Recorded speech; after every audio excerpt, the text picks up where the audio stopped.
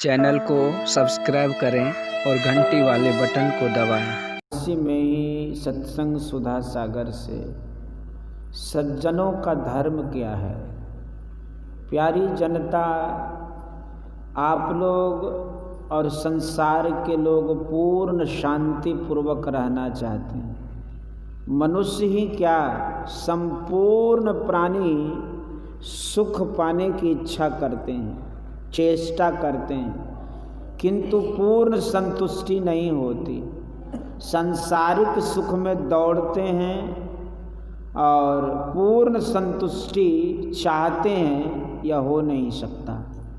आप इतिहास पुराण पढ़कर देखिए, कोई भी इस विषय सुख में पूर्ण सुखी और संतुष्ट नहीं हुए। इसलिए संतों ने कहा कि परम सुख, शांति में सुख चाहते हो तो वह परमात्मा में है, उसको प्राप्त किए बिना पूर्ण सुख नहीं मिलेगा। इसलिए आप लोगों को नवधा भक्ति सुनाई गई। संतों ने कहा कि भक्ति करो और कोई कर्म करो तो उससे ईश्वर नहीं मिलेंगे, भक्ति करने से ईश्वर मिलेंगे। इसलिए आप लोगों को भक्ति का विषय सुनाया। बहुत धन, प्रतिष्ठा, हुकूमत मिल गई, किंतु इसमें सुख नहीं। यह महाजंजाल है। प्रबंधकर्ता हैरान रहते हैं, किंतु फिर भी जैसा चाहते हैं वैसा कर नहीं पाते। श्री राम देव प्रेरणा से जंगल को चले गए।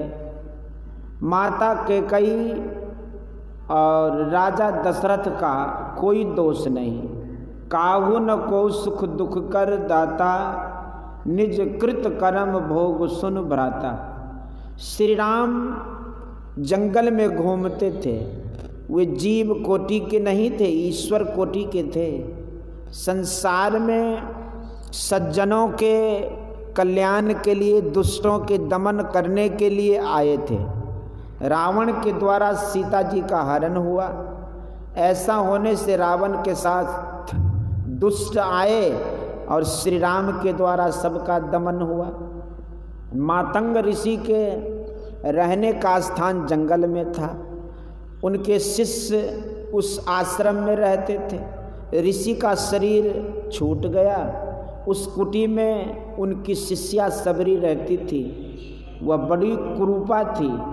उसकी कुरूपता देखकर उसके पति ने उसको छोड़ दिया था। जब तक मातंग ऋषि थे तब तक सबरी उस आश्रम में रही। बाद में साधुओं ने उसे हटा दिया। वहाँ के तालाब से भी पानी लेने से मना कर दिया।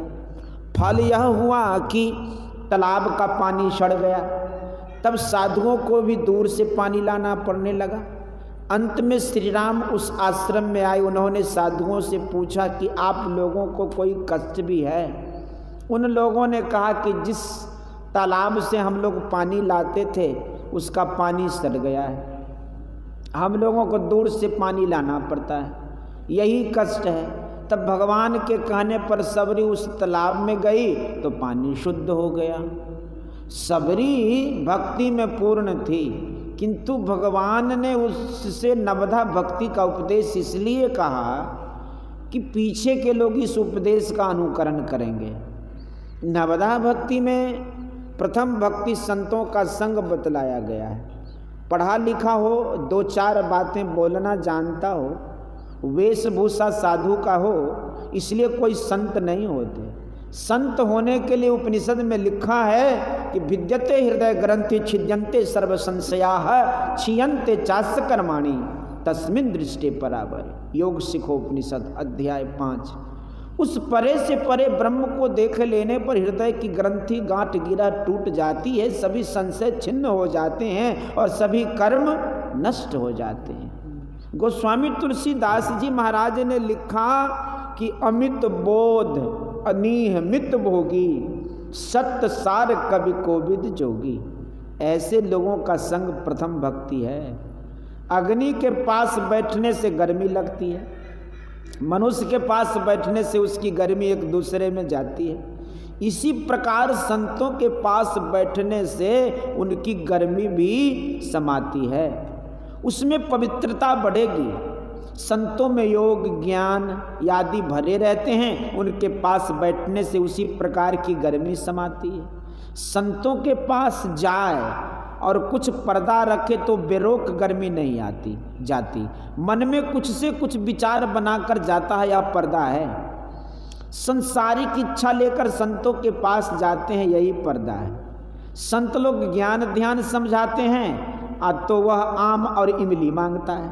इसलिए गोस्वामी तुलसीदास जी ने कहा है कि नित प्रति दर्शन साधु का और साधुन का संग, तुलसी का ही वियोग ते नहीं लागा हरि रंग। मन तो रमे संसार में तन साधुन के संग, तुलसी आही वियोग ते नहीं लागा हरि रंग। संत कबीर साहब ने कहा है कि ऐसी है दीवानी दुनिया, भक्ति भाव नहीं बूझे जी। कोई आवे तो बेटा मांगे, यही गुसाई दीजे जी। कोई आवे दुख का मारा, हम पर कृपा कीजिए जी। कोई आवे तो दौलत मांगे, भेंट रुपया लीजे जी। कोई करावे विवाह सगाई, सुनत गुसाई रीझे जी। सांचे का कोई गाहक नाही, झूठे जगत पतीजे जी।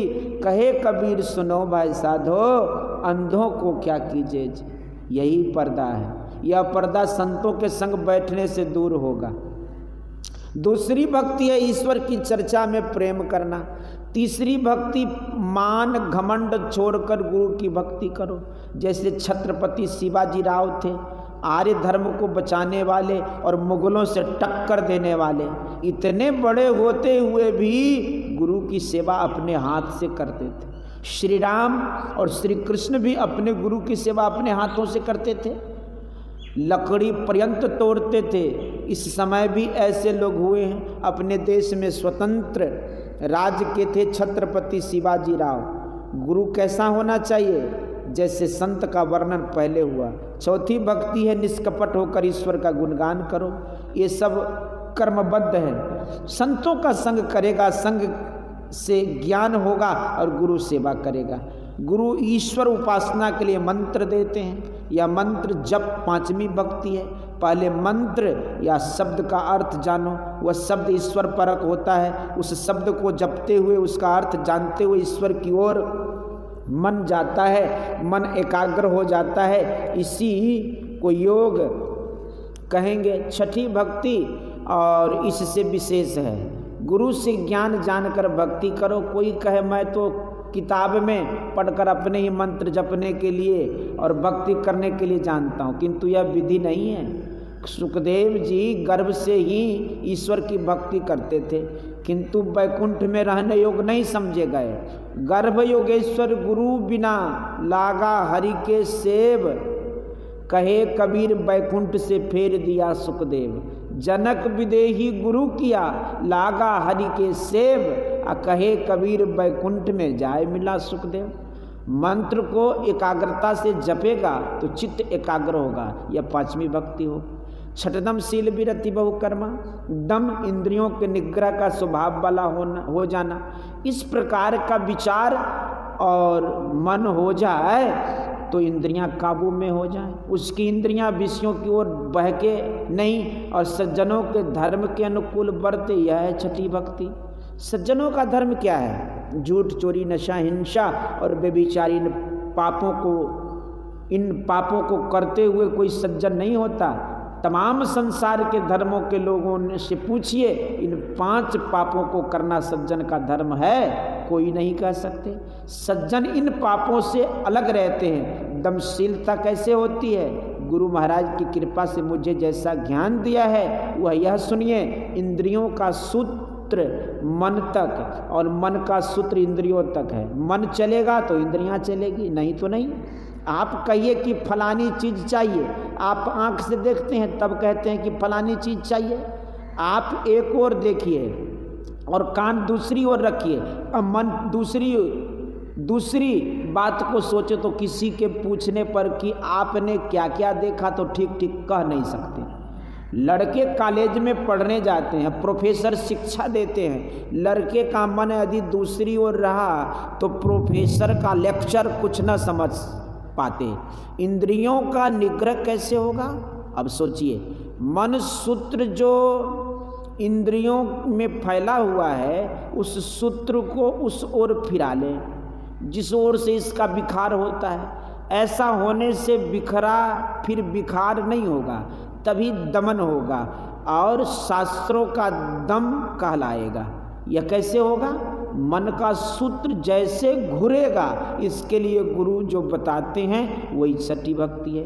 मन के सूत्र सब इंद्रियों के साथ है और मन के साथ भी है, और इंद्रियों की अपेक्षा आँख के साथ विशेष है। कोई रूप को आँख देखती है तब उस ओर इंद्रियां जाती है, तब रूप रस गंध स्पर्श शब्द का भोग करते हैं। किसी पुष्प की गंध नासिका को लगी, इसी से संतुष्ट नहीं होता, आँख से देखे बिना मन नहीं मानता।